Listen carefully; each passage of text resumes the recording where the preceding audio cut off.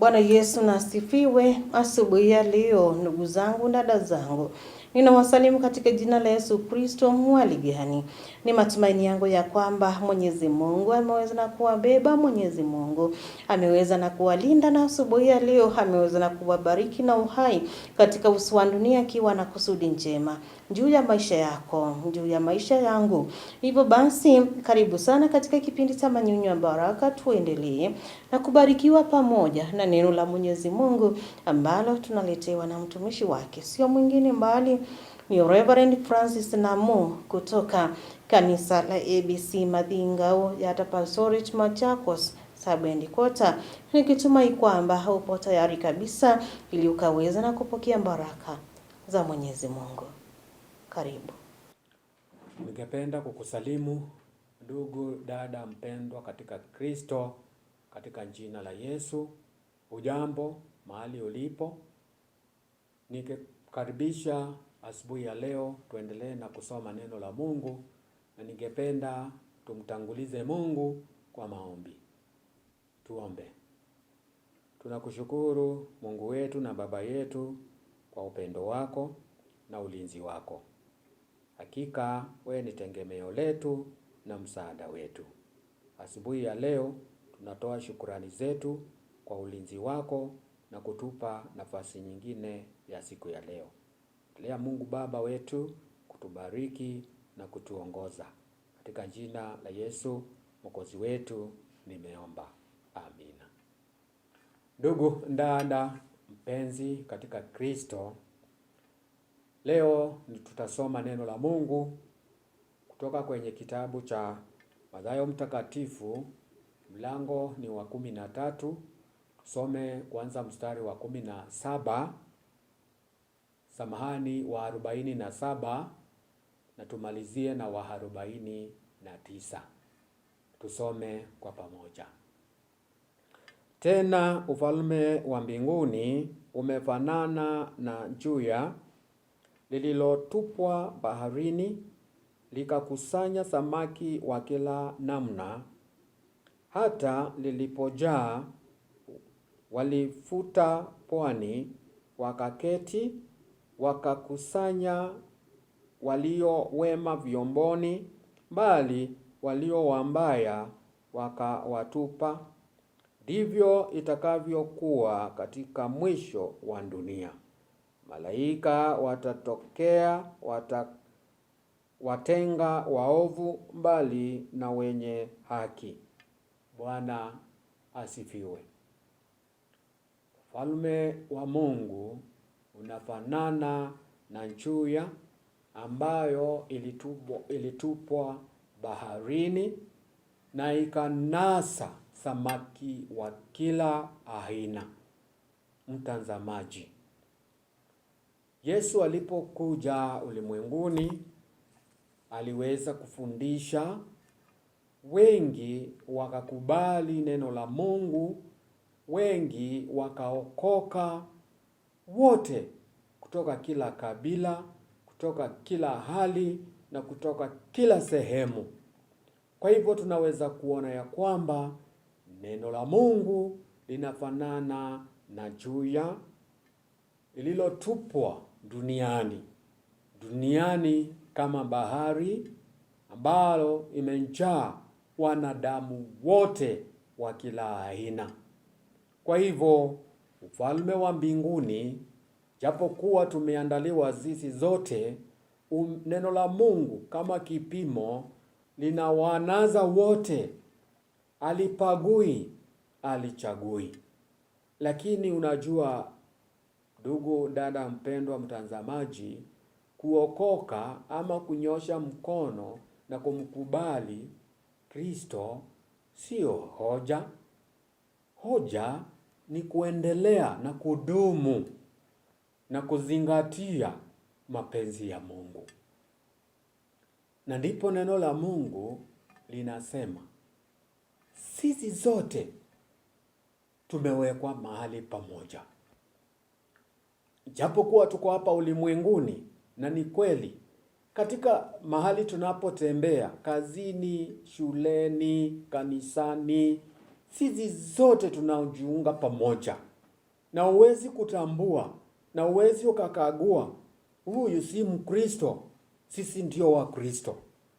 Hiyo kazi itakuja kufanywa na Mungu mwenyewe atakapotuma mwanaye Yesu Kristo. Ndiye anajua huyu hakuamini kabisa, huyu alijifanya, na huyu alikuwa mwaminifu. Kwa hivyo wakati tuko hapa ulimwenguni, tunapojiandaa katika ufalme wa mbingu, tujue ya kwamba tungali na utofauti mwingi, kwa sababu dunia ina mambo yake, na hatuwezi kuikimbia dunia kwa sababu tunaishi hapa duniani, na dunia inatawalwa na shetani mwenyewe, na shetani anajua siri ya ufalme wa mbingu, na kwa sababu yeye hawezi kuingia, alikosa wakati alikuwa mbinguni, anatafuta wengine wa kukosa kama yeye. Ndipo Biblia inasema tunapokuwa Wakristo, shetani anaingia, anaendelea na kutujaribu, anaendelea na kututofautisha na neno la Mungu, anaendelea na kutufuta tuache ufalme wa mbingu, tuingie katika ufalme wa dunia. Na kama kawaida, unajua ufalme wa dunia ni tamu sana, utapoteza wengi. Hata angalia wakati Yesu alipelekwa jangwani, alionyeshwa utajiri wa dunia, akaambiwa hakika kama utaniabudu mimi nitakupa utajiri wote. Hiyo ndio mbinu ambayo shetani anaitumia wakati huu katika ulimwengu. Anawachukua watu hata wale ambao waliokoka, anawaonyesha raha za dunia ili ufalme wa dunia ukaweze kuongoza na kuwanaza wengi. Lakini ufalme wa mbingu utakapokuja, kwa sababu una kipimo, ni lazima ujipime, kwa sababu kuna aina mbili hapa. Kuna ufalme wa dunia ambao ni tamu sana, na kuna ufalme wa mbinguni ambao nao utamu wake upale mbele. Amua mtazamaji, Mkristo mwenzangu, hapa kuna mtihani, na kwa sababu ni mtihani wa kila mtu, Kristo atakapokuja ataamua mwenyewe.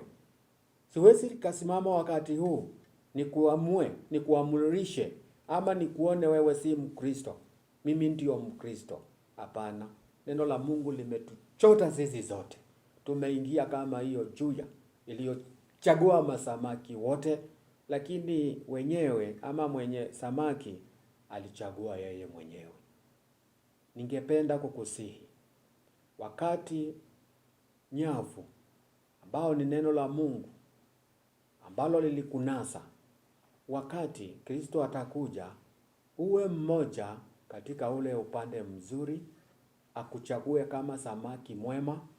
Wale wengine wakitupwa, wewe jiamini, jipange, uwe mtu ambao ni wa kuaminiwa na kutarajiwa na Kristo.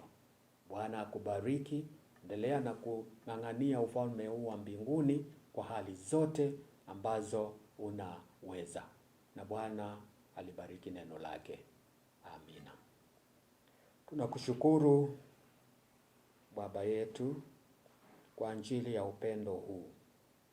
Hakika neno lako limekuwa kama juya, na wengi tumeokoka. Lakini kuendeleza wokovu na kujiweka katika hali ya usafi ndiyo hali ngumu, kwa sababu mwovu shetani anaturusha na anaendelea na kutushawishi tukaweze kuingia katika ufalme wa dunia. Roho Mtakatifu azidi na kuwa pamoja nasi, atuongoze ili tukaweze kuepuka ufalme wa dunia na tukaweze kuingia katika ufalme wa mbingu. Mungu Baba, Mungu Mwana, Roho Mtakatifu, tujalie neema yako na endelea na kutuongoza na kutubariki. Katika jina la Yesu Kristo nimeomba. Amina.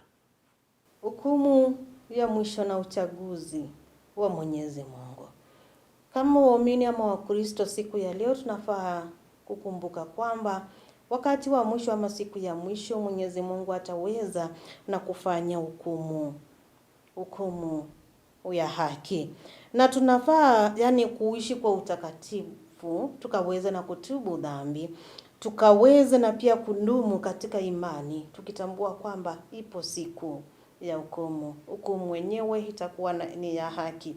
Ndivyo tumeweza na kuona mfano vile ambavyo mvuvi huwa anavua pale, anavua samaki.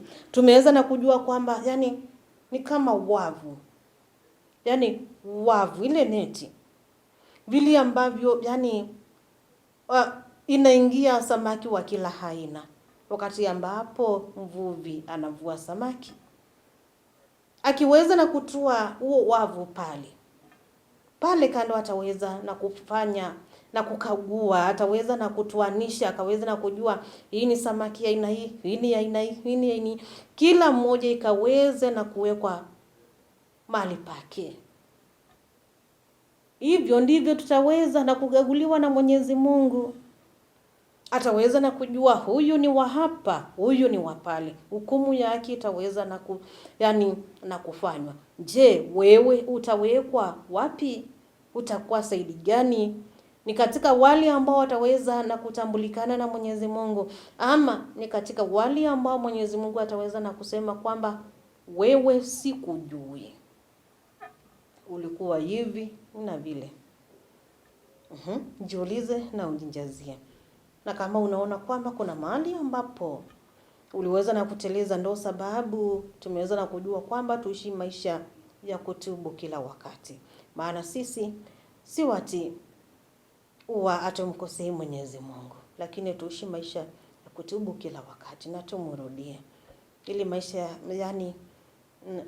wakati ambapo tutaweza na kutolewa ama kupewa hukumu, tukaweza na kujua kwamba sisi mahali petu sio mahali pa kuteseka. Ninakutakia wakati mwema, siku njema. Tupatane hapo saa 3:30 usiku ili tukaweza na kubarikiwa tena kupitia marudio ya hiki kipindi. Shalom.